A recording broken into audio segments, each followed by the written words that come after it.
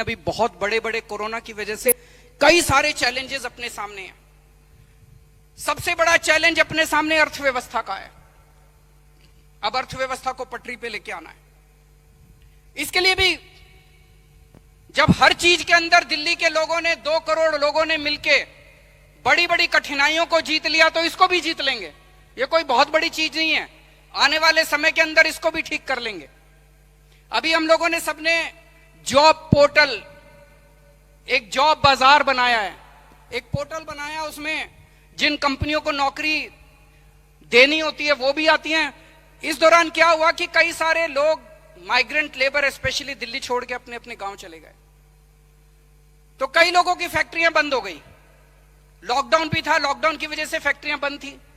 जब लॉकडाउन खुला तो कई सारे फैक्ट्री वालों से मेरी बात हुई। उन्होंने कहा जी मेरे यहां तो 35 लोग काम किया करते थे, अब 3 बचे हैं और मेरे को लेबर नहीं मिल रही, मेरे को स्टाफ नहीं मिल रहा। उधर दूसरी तरफ कई ऐसे लोग मिलते थे जो कहते थे जी नौकरी नहीं मिल रही, मेरी नौकरी चली गई। तो नौकरी देने वाले भी हैं और नौकरी लेने वाले भी हैं। इनको मिलाने की जरूरत थी, मैच मेकिंग की जरूरत थी। वो मैच मेकिंग हम लोगों ने इस जॉब पोर्टल पे की।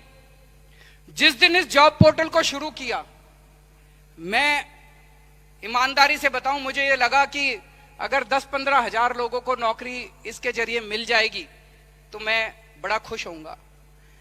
3-4 दिन के अंदर, ये और आज तक का डेटा है, लाखों लोग, लाखों वैकेंसीज हैं इसके ऊपर। मेरे ख्याल से 10 लाख से ज्यादा वैकेंसीज आ चुकी हैं, 8.5 लाख के करीब, और 10 लाख के करीब शायद आज इसके ऊपर नौकरी लेने वालों के लिस्ट है।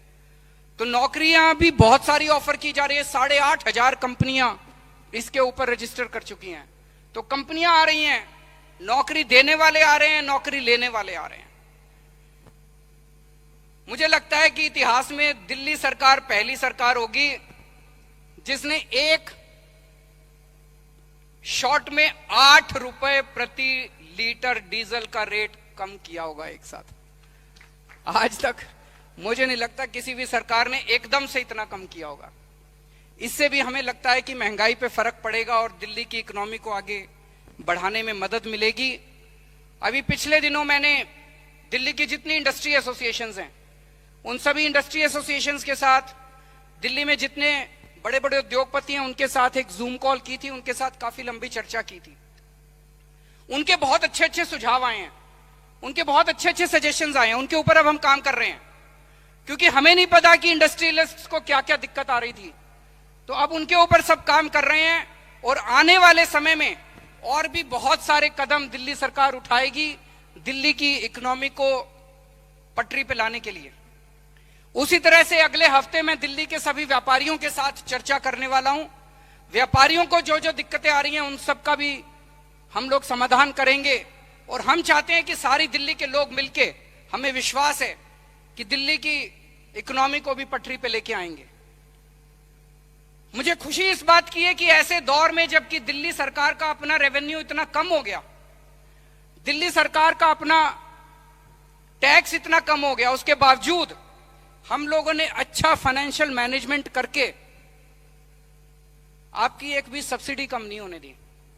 लोगों को शक था, लोगों को लग रहा था ये बिजली मुफ्त कर रखी है, ये अब शायद कोरोना में बिजली मुफ्त खत्म कर देंगे, पानी मुफ्त कर रखा है, पानी मुफ्त खत्म कर देंगे, महिलाओं को किराया मुफ्त कर रखा है, वो खत्म कर देंगे।